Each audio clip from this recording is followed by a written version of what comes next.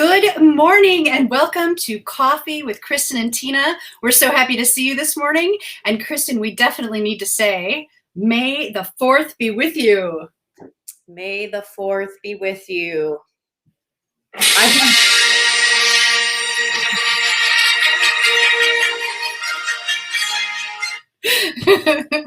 love it. So how happy do those bars make you when you hear when you hear those few bars of music? I know it is really a distinct sound. And I just had this moment, a flashback moment of in high school, I played in the orchestra, and every now and then we would combine with the band to be like a full symphony. And I can distinctly remember playing Star Wars as a symphony, and it was like the coolest thing. Oh, I bet. What instrument did you play? I played the violin. That is so awesome, Kristin. Thanks. I know. Yeah, I think that would be an awesome piece to play, especially because, so for like Star Wars, for me, I grew up with it. It's like part of my DNA. Like, yeah. I don't know if viewers remember the first time they saw the first Star Wars movie, but I saw number 4, which was A New Hope, the one that established the whole franchise. I was 5, and it was at the Outdoor Theater in Manitowoc. Okay, where was the Outdoor Theater in Manitowoc? So it was right along the lake. You know where the mall that had Yonkers is? Yes. If you keep going just a little bit, kind of right before Memorial Drive takes off and you see all of the water, It's like, it was right back in there. Very cool. Like I think Smoky Bar Beer Heating is right there, maybe. Yeah, sure. Wow, that is so cool. Yeah, it was super cool. And it was the old style where you had the little radio that you had to hang on your car window. This is the first time hearing that there was an outdoor theater in Manitowoc. Oh. Which I feel like you and I are not that different in age. At least I never feel that way. But yeah, that's so cool. What a fun memory. So who did you go with? My parents. My parents and my little brother. Right. And the outdoor theater didn't last that long into my life. I think by the time I was a teen, it was already gone. Really? That kind of makes me sad because what a fun thing. Right. Apparently being so close to the lake, the fog interrupted a lot of movies. I believe that, or wind, or any number of things that we all deal with along the lake. Yeah. So when I hear those first few bars of that John Williams intro to Star Wars, I get all like shivery and excited, because those movies came out then in real time as I was growing up. Right. And so now when the new ones come out, it's still really exciting to go and see. Right. So I'd love to know like where viewers were when they saw their first experience. Mm-hmm. Yeah, I know. I was actually an adult. Like this wasn't something that we did growing up. We didn't necessarily watch those movies. I think actually Doug and I probably watched, my first time was probably with Doug watching it. But he and Grace have enjoyed them together, which is very cool because it sounds very similar to like what your experience was. Like he has taken her to the theater to see the new ones as they, come out. And so it's fun. It's a fun thing to do as a family. It's so interesting too because, not to dive into all the Star Wars lore, but let's go. It's May the 4th. The first 3 came out and then that was it for like the longest time. And so then all of a sudden as adults, these new movies were released and it was just like, oh, we never saw it coming. Right. And then now there's all the little spin-offs like The Mandalorian. Mm-hmm. And you don't want to give any spoilers, but like when like Boba Fett shows up. That's all I can say because I don't want to spoil anything. But that just like blew my mind and like tied all of these decades of history together, and it was pretty cool. I don't even know who that is. I don't even know who that is. I'm not gonna lie. I feel like these are the things where Doug's like, "Ooh, let's watch this together." And we're all watching. And I'm like, "Well, what does this mean? Well, where are they going? Why are they doing this?" And he is like, "Ugh, I'm so annoyed with you. Just be quiet. Let's watch this movie. You're missing all the good stuff." So, oh, no. Well, when I was 5, I think that's pretty little. I was really confused by a lot of it at the time, and for a while, I thought the whole thing had happened on a train. So I kind of get where you know. Right. What part of it led you to believe that it was a train? So in movie number 4, they have Princess Leia captive. And so she's captive. Now I know it's a spaceship, but it's these narrow hallways with like sliding doors. And to my 5-year-old mind, I just thought, oh, it's a train. Sure. I can totally understand that. That makes sense. How fun. Well, I see. And I know it's. Good morning, Shelley. Hey, Shelley, good morning. Thank you for watching. Tell us about your Star Wars experience. Is that something that your family is into? Yeah. I should send this to you. Okay, first of all, who is this? This is at the Rare West Art Museum for Sputnik Fest. It's so fun because costumed characters from Star Wars typically show up.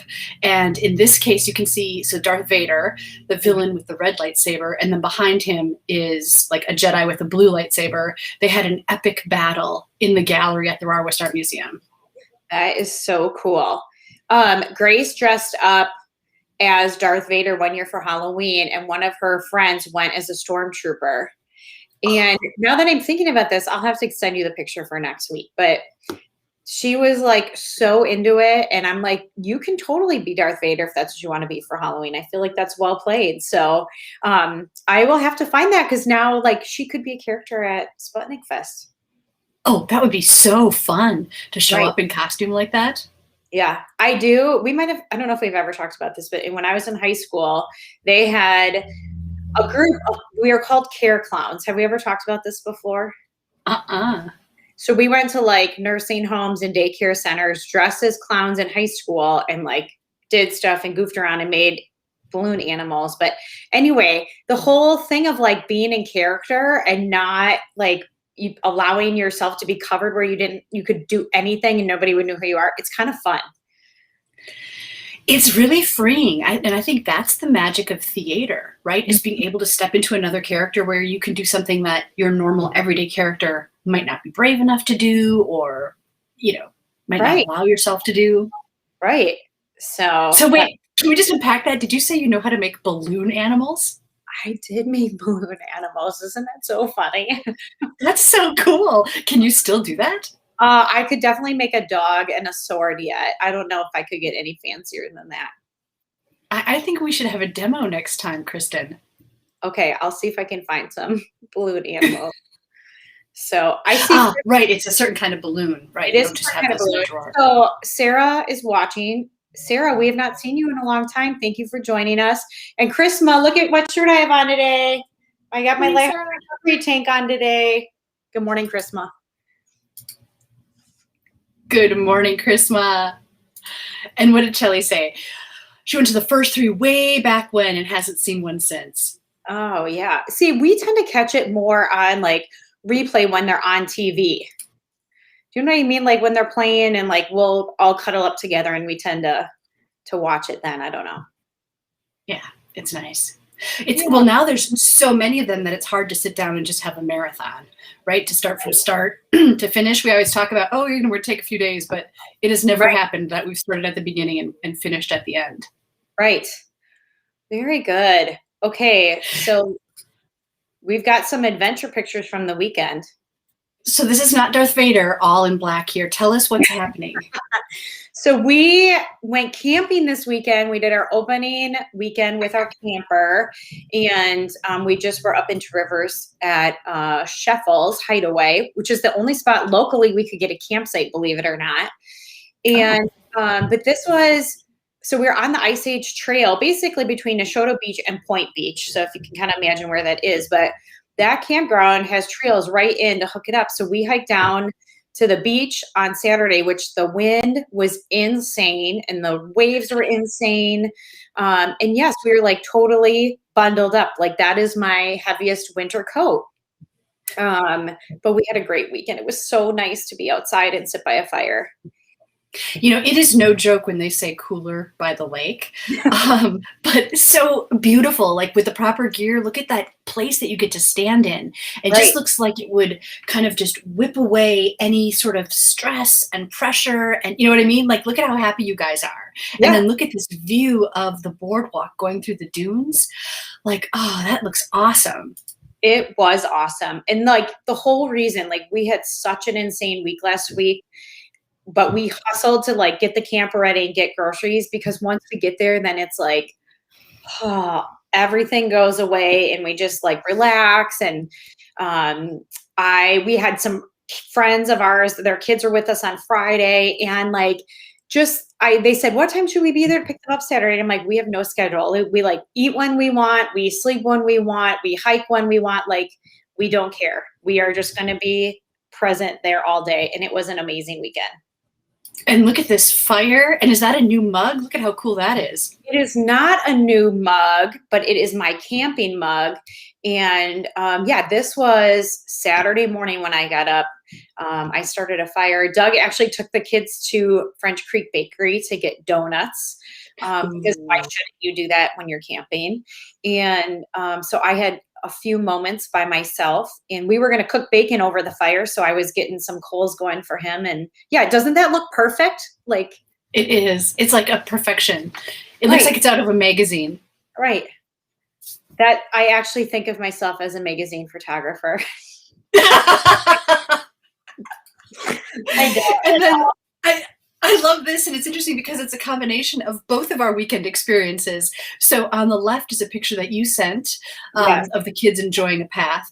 And on the right is a picture from the Ice Age Trail, but this is like between Aurora Hospital and Columbus Street. Oh, nice.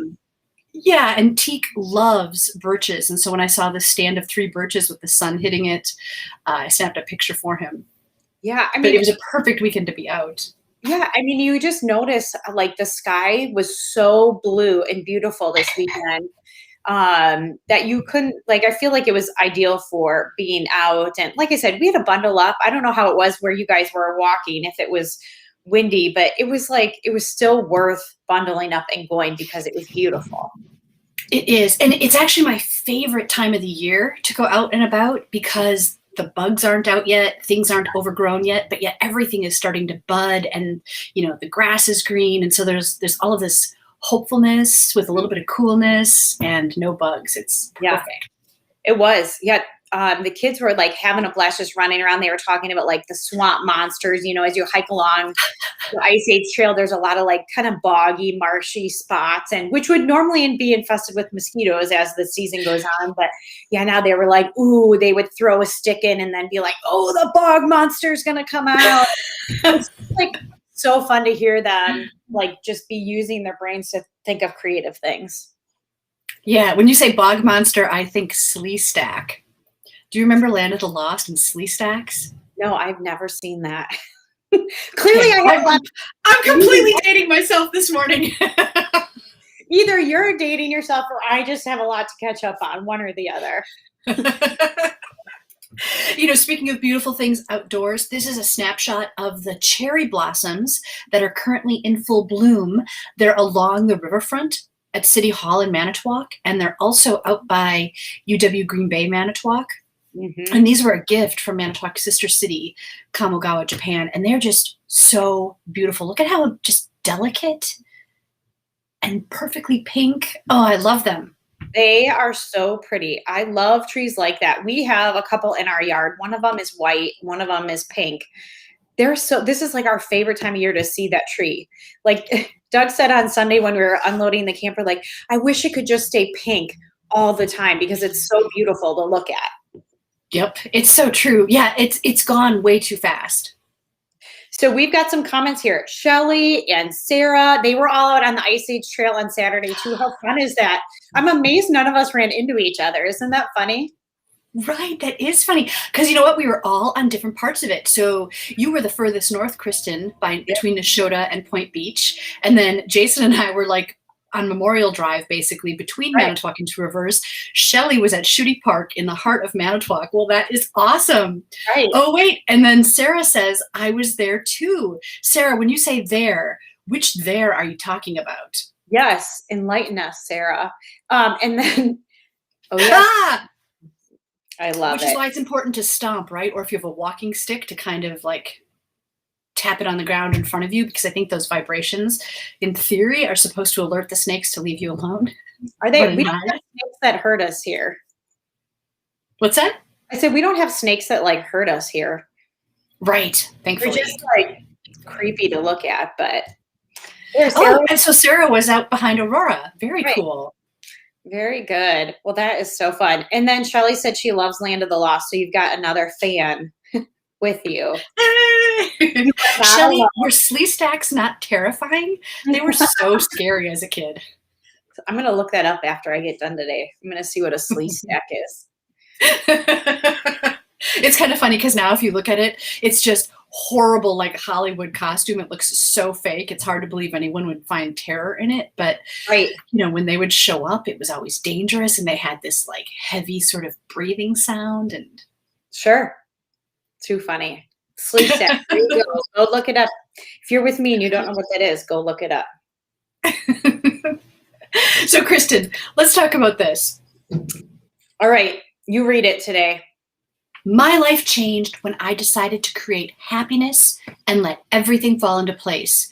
Instead of, once everything falls into place, I'll be happy or I'll start. That is a good one.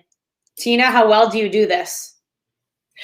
I've gotten a lot better, and I feel like it is more my mode now to just choose happiness, to choose the moment.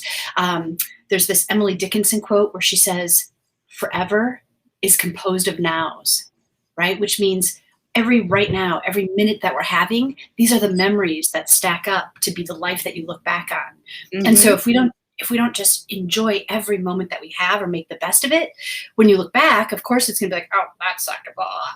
But if you just enjoy it, then you end up with a nicer package. So I feel like I've gotten pretty good at this.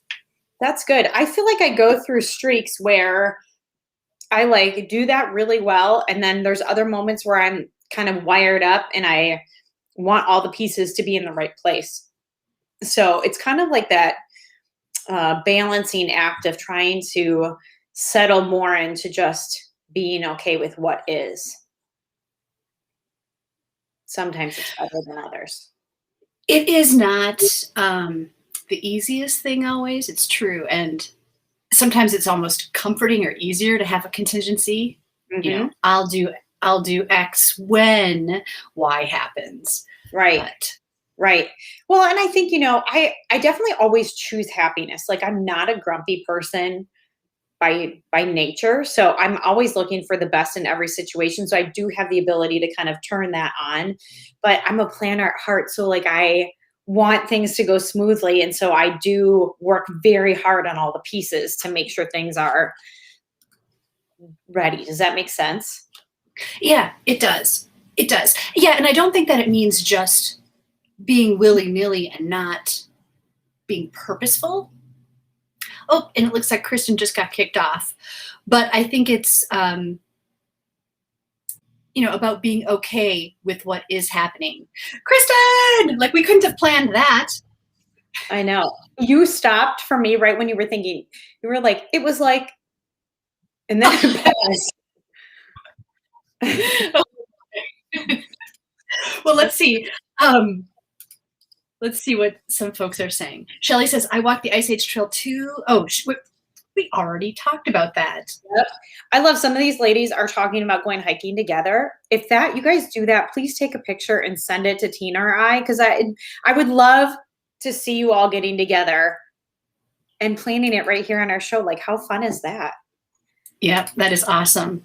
I was looking back through pictures last night to try to find pictures of our softball jerseys from last year because we're gearing up for softball and we're trying to, a parent was saying, what color socks match the uniforms? And so I was going back through pictures and I found the pictures of our rock, like wall climbing event at the Strand, which was almost a year ago already. I feel like, I think it was June or July. I'd have to go back and look, but I was like, man, time is flying. But that was like another time where like this group of women who I knew some of them, but not all of them. It was so much fun.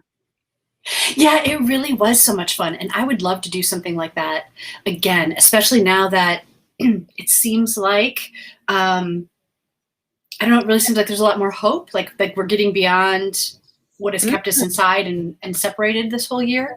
Right. It would be so fun to do rock climbing again. Or we were talking about, Kristin, wouldn't a group laser tag event be fun? Yes. Yes. Well, we just have to, now with softball starting, I'm a busy woman. We have practices and games coming up. So we'll have to find a time to do that. Or just go hiking like these ladies are talking about. Why not? Yeah, yeah, that would be awesome. That would Okay, be so so cool. we're talking about juggling things. I should sent you a quote. Mompreneur, which is a noun, but I really feel like it's a verb. A woman with an entrepreneurial streak while simultaneously juggling home and family life. And I feel like that is extremely accurate. I didn't know this term existed, but it is very accurate. It describes us so well. I kind of feel like it should be called a mompreneur because a mom has to do so much. Right. That's right. I was joking with Doug that, sometimes that results in me needing to like go get a massage or, randomly breaking out in a cold sore every now and then or popping a blood vessel like last week. Like, you just do the hustle as much as you need to, I guess, to get it all done sometimes in a week. And so yeah, mompreneur, that's a new word for me. You know what? Show me your eye, Kristin. It looks like it's all better, right? I have to think about it. It's not. Oh, Can you just a little bit. Yeah. Yep.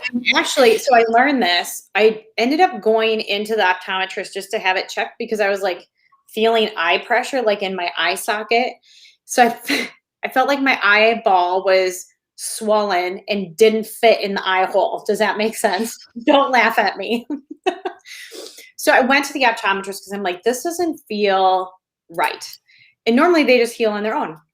And of course, everything was fine. But she said, you only have like pain nerves in your eye. So it could just be because it's healing, like feeling like something is off and there's nothing else there to say like you're really fine. Does that make sense? Well, it could be like you were describing it, how it felt like there was a tiny fleck of sand or like a little scab or something, and how that, even though there was nothing there, right, it would make sense that it was part of the healing process, but our eyes are so sensitive. Right. So my eye was in fact not swollen. My vision is 20/20 and I don't need to go back for 2 to 3 years. So that was the silver lining of paying for an appointment was that all is apparently well. That is awesome. One time I had a migraine and it was, I didn't know what it was at first. I was at my job and I was working on a computer and all of a sudden half of my vision was just gone. Like I could read half of my computer screen and then it was just like the white snow, the fuzz that you see like on a TV when it's out of tune or whatever. And I was like, oh my God. And like, if I would try to read something in a book, like I couldn't see, like if I held my hand up, literally like part of it was just like missing. Yeah. So I went to the eye doctor and he was like kind of pissy that I showed up. I was like, I don't know what's happening. Like, am I losing my vision? And he was just like, I was really disappointed in how he handled it. Like not just saying, oh no, this is a migraine. Don't worry. Here's what you can do. He seemed put out that I was like taking up his time, but I was freaking out. I thought I was going blind or I didn't know what was happening. It is a scary, so I don't get migraines often, but my like telltale sign that one is coming is blocked vision. And I will get specks of color or like, usually mine's like curved, but like I cannot see. It's always my left eye. Everything is crap on my left side of my body, by the way, folks. It's my left knee, my left eye, the left vision when I get a migraine. And now I know when I see that coming on, like I immediately take Excedrin migraine and I usually take an allergy pill because a lot of times mine is also sinus pressure related. And, but yes, it's such a scary thing to be like, oh my God, I can't see half of my peripheral vision. Like what is happening? Especially the first time, like now that I know, and it's never happened to that extent like that. Like now it's just minor if it happens. Probably because I don't have that job anymore, thank God. But, but yeah, the first time, like totally unaware of what it is. And I had never heard people speak of their experience of losing vision in a migraine. So I just was completely unprepared. Yes. Yeah, it is. I used to get them in college a lot. And looking back on it, it was probably because I was not eating very well. Like my version of breakfast was a row of Ritz crackers and a Diet Coke. And Oh no. like nobody looking back on it now, I know this, but then I was like, I don't understand why I'm getting migraines. Well, that could have been why. Which, by the way, that still sounds delicious to me. I don't eat Ritz crackers in rows anymore or drink Diet Coke, but they're delicious in that combination. That's funny. Mary says migraines are horrible. She gets one at least a couple of times a month, and nothing helps except for prescription medication. Oh no. Yeah. So the minute I started eating clean was the time that they went away. And usually if they happen now, it's only because stress is at a high. And so I'm not doing a good job of managing that, or there's too much. And then every now and then I will get one. But yeah, I usually like I said, if I get this like crazy aura where I can't see out of my left eye, I immediately take medicine and it usually makes it go away before the pain sets in. Yeah. What a miserable experience. So hold on. I think, did you send me another graphic at all? Oh, I just have to share this. I love this picture. So this is my dad, and for his birthday, we played some cribbage. On his actual birthday, I beat him, which I still feel a little guilty about. But do you really feel that way? But it's just such fun times. I love sitting on, I love this view. This is my view of the cribbage board. Yes. So if I'm not mistaken, you not only beat him, but you skunked him. Let's not rub it in. You skunked the poor man on his birthday. Now, since then, he has repaid it in kind. I've been skunked by him. So tell me about this, because like we play cribbage a lot, but that cribbage board looks old and it looks really cool. And if I'm remembering correctly, it has 3 lanes. I was going to say 4 lanes on it. So yeah, I don't know the exact story, but I know he's had it my entire life. And you can see it has in the middle, like all these different channels where you can peg the number of games that have been won, whose deal it is. There's like a lot of stuff going on even in the middle there. Right. I do know that he always tells a story like back when he was in the Army, how they would play cribbage, and there was a guy who wanted to keep playing, but then my dad won his deck of cards. And so finally, like the last thing the guy bet was his cribbage board. My dad won that. Yeah. Now, this isn't that board, but my dad said that he just recently touched base with that guy, and the guy has not played cribbage since because he didn't have a board. I feel like I should get on Amazon and ship that poor man a cribbage board. That is so cool. Well, one thing that's nice about that board is you can play 6-handed on that board. 3 teams of 2, obviously. But you could also play, let's think about this. Could you play 9-handed? 3 teams of 3? I have to think about how the crib, so many people wouldn't have to be able to bury into the crib. How many people can be on a team? Like, what is the max number? I've never explored that. I don't know. I have to think about that. I guess you're limited by the cards. Now, while game is in play, nobody's picking cards. Right? So it comes down to the cards in your hand and having enough to cut one and to have some in the crib. Right. And 52 cards in a deck.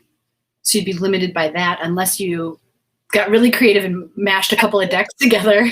I'm doing some quick math, folks. If we do 4 cards in the crib, which means some people wouldn't bury, that leaves 48 cards. So yeah, you could do 8 players with 4 cards each and 2 players. So maybe you could play 8-handed. What do you think about that? It'd be interesting to explore. I can't do math quite this early in the morning on that level. Honestly, if you check back with me later this afternoon, it won't be any different. But I love that you tell the truth. We'll have to figure this out. I'll have to look that up, because you could even just play 2 teams, but 4 players on a team where their pegging points go to drive that single lane. So in that scenario, would each person still have 4 cards in their hand? Yeah. So each person would have 4 cards, and then 4 of the 8 would have an extra one to bury in the crib. Oh, so so maybe you just deal an extra card to the team, not to each person. Yeah, you would deal an extra card to half the people playing. So 2 people that were on your team would bury, and 2 people that were not on your team would bury. Does that make sense? Yeah. Yeah. I'm super intrigued by this concept. Okay, we are gonna pick a date, and we need to figure out how to play, if it's possible to play 8-handed. And then we know we can play 4-handed, so we could at least play that, I guess. But Right. And so if you're watching this in the chat, let us know if you have any experience with that. Like, what is the max number of people you've ever played a game of cribbage with? I know we've played 6-handed on a board like that, because then you have 3 teams of 2. Without a doubt, I know that's possible. Yep. Which is fun. Yes. Yes, it is. Man, I love it. I did tell my dad that your birthday wish for him was to get a 29-point hand. Alas, it did not show up. Obviously, if you beat his pants off. Hey, has he ever had a 29 hand? He has. Has he? Ah, that's so cool. Sarah just said there's a max of 6 players for her. That's the most she's ever played, is 6-handed. So we'll see. I'm gonna do some research on it this week, and then I will let you guys know what I come up with. I'm super curious to know. All right, you guys. Well, have fun playing games. Good luck doing life. Keep going. Choose happiness where you can and let the pieces come together. I like to remind myself that the universe is always conspiring in your favor. Yes, for it may ever be in your favor. That's from what? The Hunger Games? And may the 4th be with you. May the 4th be with you. Take care, everyone.